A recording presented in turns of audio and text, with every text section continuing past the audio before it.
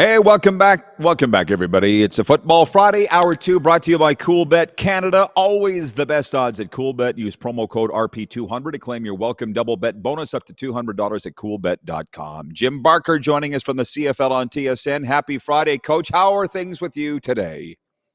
Things are fantastic. The CFL season has started and life is good. Yes, it is. Everybody's excited. And let's start with last night's big Rough Riders win, 31-26 over Ottawa. I felt like they never didn't have it in hand, but how did it look from your perspective?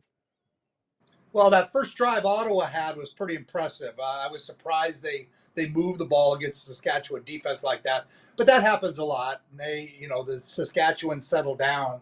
AJ Ouellette getting hurt. He's a downhill runner. What people love about AJ Ouellette is he's going to run over people. He's going to get your sideline excited. Well, try doing that 20 pounds lighter, and it's kind of like Bob Hayes as a receiver with the Dallas Cowboys in the day. When he lost a step, people said, well, he could become a route runner. He can't. That's not what he is. And I don't think that's what AJ is. I think AJ, he did look a little quicker. He got outside one time he looked a little faster to me. But I'm not sure it's worth obviously for his health, it was worth it. But to lose that much weight and then again, you can't change the type of player you are. I thought that Thomas Bertrand Hudon did a great job. I think it's far-fetched to think of him as being the starter, not because he's not a good enough player, but their roster, it's just tough to have an American backup who's not playing as your backup running back. Where if Hudon is the backup, that's solid. And Brady Oliveira started as a backup. Andrew Harris started, but they started as backups and let him spend a year doing that and getting a chance to play. But now his body will get a little, he'll have special teams and things, and either AJ comes back or the youngster that ran for him let another guy do that. I just think it's a wrong decision to try to say he's going to be your starter without a solid Canadian back behind him. I thought Trevor looked solid. The play was good. There was 3 turnovers. Ottawa got all of them.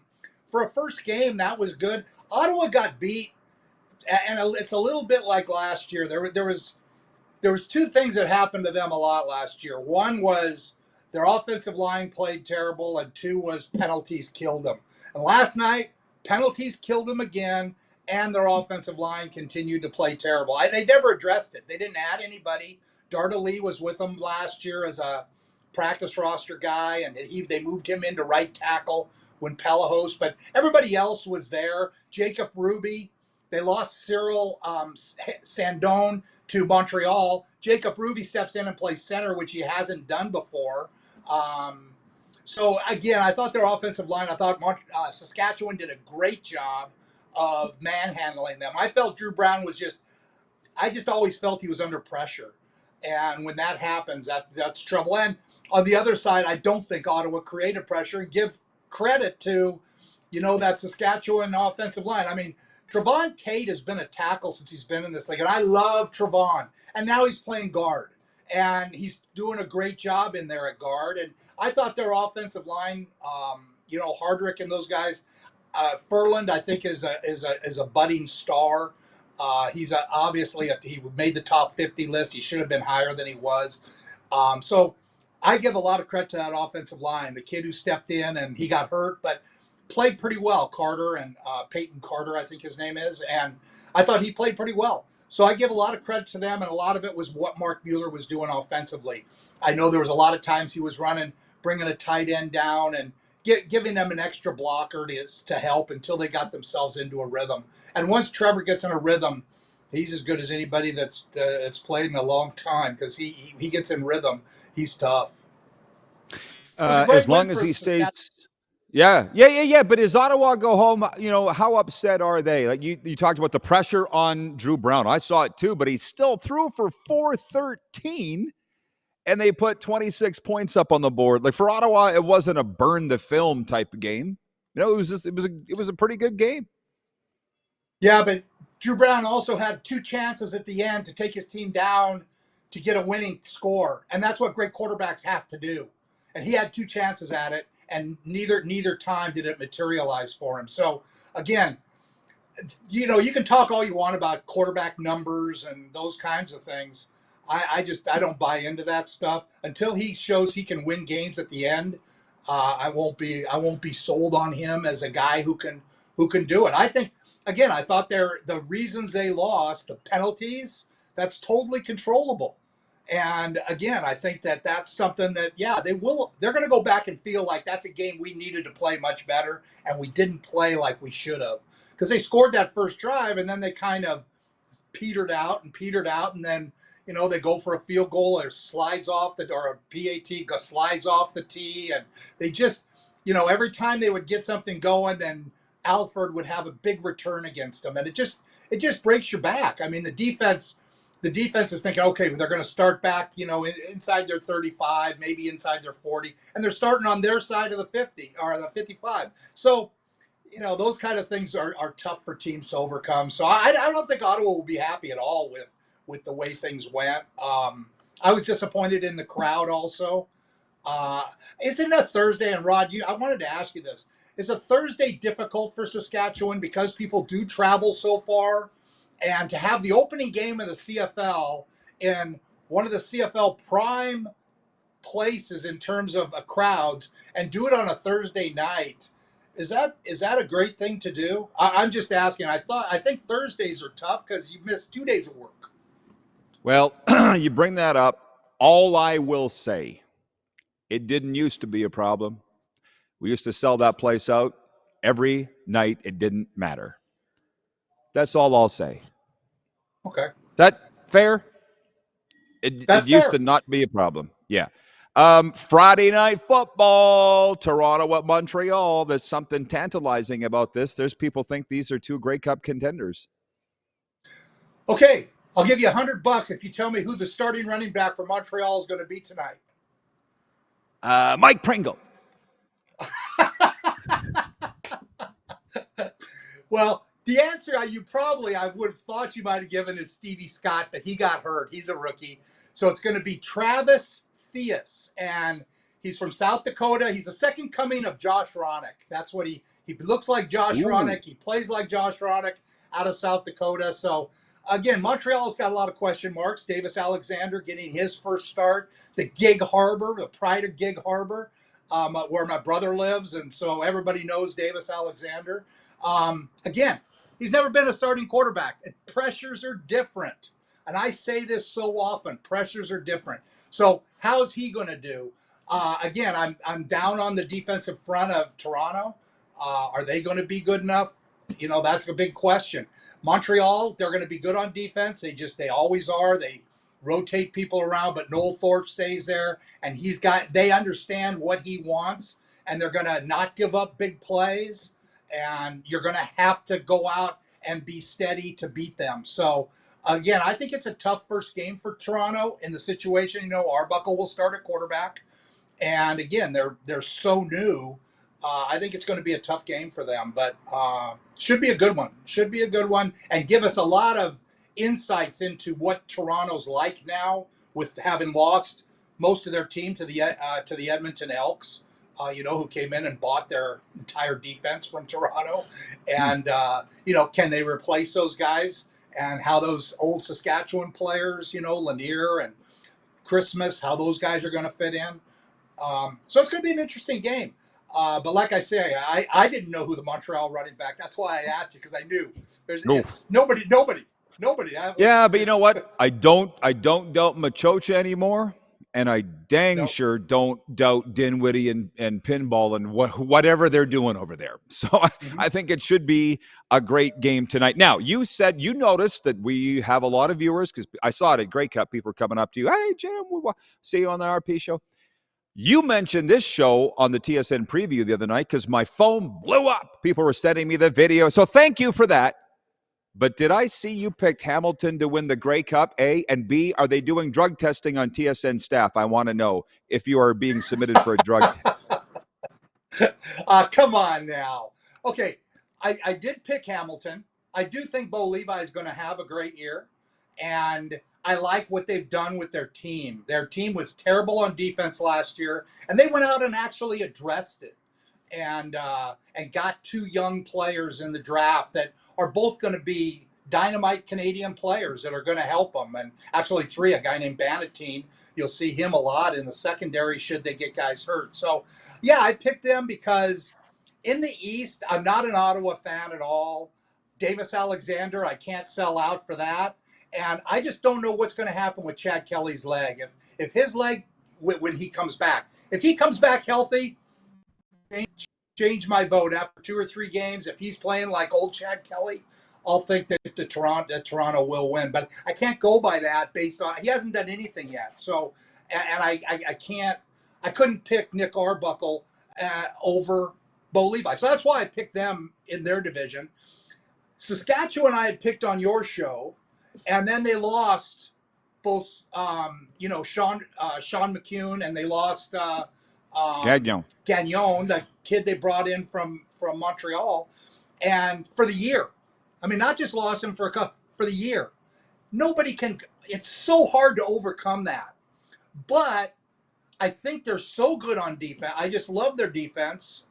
With Milligan back there in the secondary doing that, and the Jamar Thurman and Jameer Thurman and Avery and Rivas. I love those linebackers.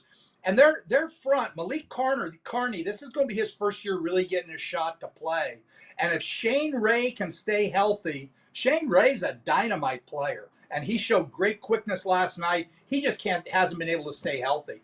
They got a chance to be very, very good on defense. You got Trevor Harris on offense. Again, that it's hard with that. And their receiving core, love Emelis. So I picked them to eventually Winnipeg. Again, you got Zach Collaros, you got Brady Oliveira. They're hard to overlook. I mean, we had a question on the show as to whether or not they would make the playoffs. I think, of course, they're going to make the play. I just can't imagine them not making the playoffs. But will they make it all the way? I couldn't do that. So I got a those good two in one. the Grey Cup. Hamilton winning Sorry, you said Hamilton. Who? Winnipeg? winning the Grey Cup over Saskatchewan. Over Saskatchewan. Okay. Over Our Saskatchewan. rematch of 1989, 1972, 2013. Freddie from Winnipeg writes in and he says, the Rourke Pierce era starts this weekend. What is your take? And I look at that and say, this should work. Two really smart guys, two really great guys, Buck Pierce and Nathan Rourke. But guess what? Dave Dickinson and Vernon Adams are great guys. Corey Mace and Trevor Harris are great guys. Mike O'Shea and Zach Collaros are great guys. Not everybody can win, but it's a good start. It's a really good start for the BC Lions. What do you see unfolding for them? Well, I did not see in the preseason them bring that physical mentality that brought Buck Pierce. Buck Pierce came there to give them a physical mentality. They were a good football team, but they didn't have the physicality. So what they're going to now, I said on this show, a great question from one of your, and that's what I talked about on the show here on the preview show, was the guy who asked about who's going to have the better year, Vernon Adams or Nathan Rourke. And I felt like Nathan Rourke's transition into that offense, because it is going to be tougher. Now, he went out and he goes 8 for 8 in the preseason. They're running all 3-step drop, getting the ball out of his hand fast, doing what he can do well. But that's not Buck. That's not what Buck does is hand the ball off and have a running back who's going to be James Butler in BC, pound the ball a bit, and then going to go for big plays. And that's the way they win in Winnipeg. They win in Winnipeg with bombs and alpha play action. Okay, I'm not sure that's Nathan's game. Now, they do what they did. He was 8 for 8, but they didn't score any touchdowns. So again, Nathan he's a unique talent.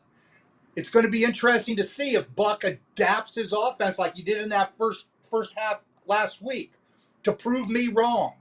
Because I know one of your listeners said something, and I don't know, something somewhere I read that, I wonder what Barker thinks now. Well, I think the same thing. I think Vernon Adams is going to have a great year with Dave Dickinson.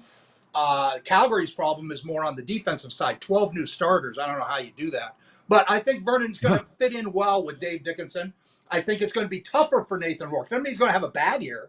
It's just I think the style of offense. How long is Buck going to be able to do the short passing game and things like, because that's not what he's done in Winnipeg.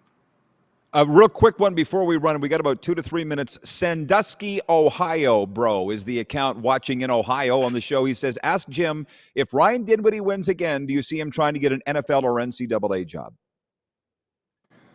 Well, I think he would certainly have the door open if that happens. I think the last person that happened for might have been Mark Trestman, or it might have been Hugh Campbell back when he went to the Oilers. But will he get that opportunity? I don't know. He's a brilliant guy, and he has a great rapport with players. He really does. He hasn't experienced a lot of real tough time. I mean, they've gone through. They lose players, and guys step in and they play great. So again, I give Ryan a ton of credit. I'd love to see him get an opportunity to, I know Boise State was open. Now they have a new young guy that they like a lot, and that's where he went to school. And I thought maybe they would come after him and didn't. But, the NFL is now looking for young talent, and that certainly is young coaching talent. So I hope so. I wouldn't bank on it yet, but hopefully we can get more exposure in the U.S. to what our game is. I don't think people really appreciate the caliber of player that we have here, up here. I just don't think it's appreciated down there because they don't see it. I mean, they broadcast on CBS maybe 30 games, something along those lines, and no playoffs and no Grey Cup. So it's just a different type of thing. And, hopefully one day we get some expansion, maybe just a little bit so we can get some TV down there. And, with all this, with all this streaming stuff going on, it's what we need. We need to get these players streamed around it. It's exposure. You know yourself. Exactly. ESPN runs it all. You can try and pretend that it doesn't, but it does. ESPN, ESPN2, ESPN News, ESPNU. Get on one of them, because the CBS Sports Network is in 60 million homes, but that's still a fraction of the U.S. That's twice the size of Canada. Like, what reaction do you get? You're on those broadcasts. People are watching. What do you get reaction from people down there that see you on there? Not often, because the games are so spotty. It's so spotty as to when games are on, and I just think that's something that has to happen for the league. When you look at franchise values of teams in the CFL, and then you look at franchise values in the NFL, and what has happened since 1990, and the NFL doesn't need to draw anybody. They make so much money on the streaming at different places. They don't need to draw people. The CFL, that's not the case. The CFL's, we play in Canada, and that's great. It's all Canadian. But as long as it's all Canadian, nobody around the world cares. And that's sad. That, to me, is sad. So hopefully that someday can be rectified. We got questions that we'll have to push to next week. And let's remember these. Paul in Humboldt says, did Coach Barker ever regret a post-game comment? Hang on. We don't have time to answer it. I wish we could. Rich says, UFL has lots of exposure, but the crowds are still just terrible. We'll address this as much as we can when we come back. Thanks, Jim. We'll be right back after this with a sports update and viewer take.